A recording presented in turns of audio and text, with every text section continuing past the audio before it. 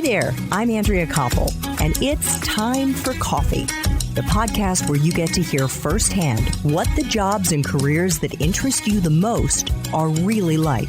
Hey there, Java junkies. Welcome to another K-Cup mini episode of Time for Coffee. By the way, K-Cups come in 3 sizes, single, double, and triple shots, or roughly 1 minute, 5 minutes, or 10 minutes in length. So if you don't have time to throw back an entire caffeinated career conversation, these K-Cup mini episodes of T4C can give you a quick caffeinated fix, whether you're on the go or you only have a few minutes to binge. So grab your mug and take a chug, because it's time for a caffeinated career DoubleShot K-Cup with my guest, Ting Shih. When you founded ClickMedix, it was roughly 9 years before the coronavirus started spreading around the world, making it next to impossible, or certainly a much higher risk for those of us who are living in the developed world, let alone those in the developing world, to see a doctor in person. How has this public health crisis, Ting, impacted the telehealth industry? I think it has definitely helped the telehealth industry. So telehealth as a concept and policy in the US and other parts of the world have been around for more than 20 years. And the reason for the lack of adoption is in some of the policies that made it very restrictive, especially in the US, to practice telemedicine. There's certain insurance codes and there's certain rules. You have to be with the patient and another doctor, consulting with a specialist.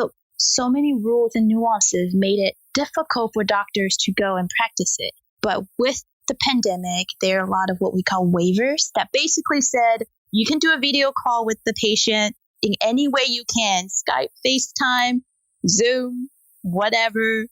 You can do that legally for the period where these policies are called waived. So that definitely helped a lot of doctors to practice telemedicine, and hence the helping the patients also use telemedicine or video consults. And there's been huge boom in this industry. If you look at video technology like Zoom, its stock has multiplied many folds because of this pandemic. And I think what we're seeing, it's really quite unprecedented in terms of the silver lining for how pandemic is actually dramatically advancing use of digital technologies, especially in healthcare. And this type of progress would otherwise take maybe another 10 years.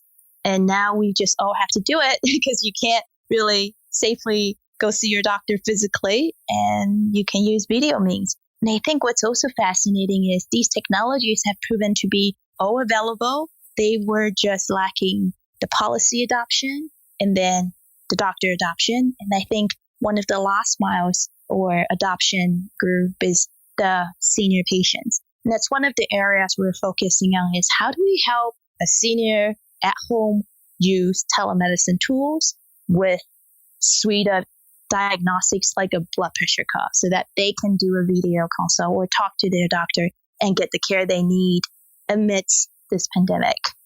And I think what's also interesting is this model of care has also proven to be obviously more convenient, lower cost, and effective. So we believe it's going to stay even past the pandemic. Once you've adopted, right, why would you ever go backwards? So that part is actually fascinating and exciting at the same time. Thanks for tuning in to this K-Cup mini episode of Time for Coffee. If you want to listen to our entire caffeinated career conversation, please check out the show notes for this episode. Thanks so much for listening to Time for Coffee, where the professionals in the jobs that most interest you always have time to grab coffee 24/7, no matter where you live. I have one quick favor to ask you. Remember to rate, review, and subscribe to Time for Coffee. Thanks so much.